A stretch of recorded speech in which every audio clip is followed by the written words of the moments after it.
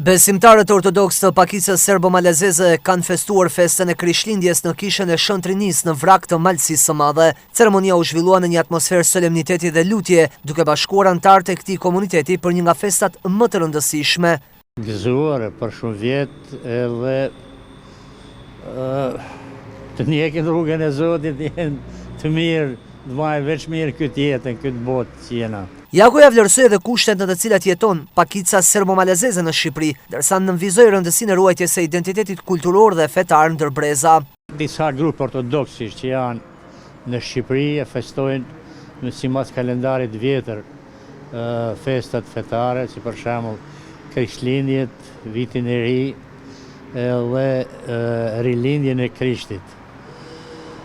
Edhe na jena të vonum, po thoj se 2 javë mas atyre dhe na vazhdimisht me demokraci kena reaktivizu prap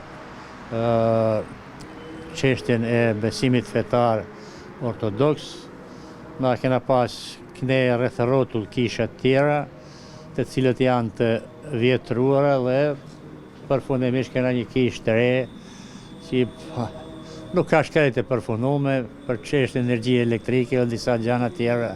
Janë aty menuese si ti bëjmë më mirë. Vitet e fundit është vërejtur një rënje numrit të banorëve të këtij komuniteti, si pasojë e emigrimit drejt vendeve të tjera në kërkim të kushteve më të mira të jetesës.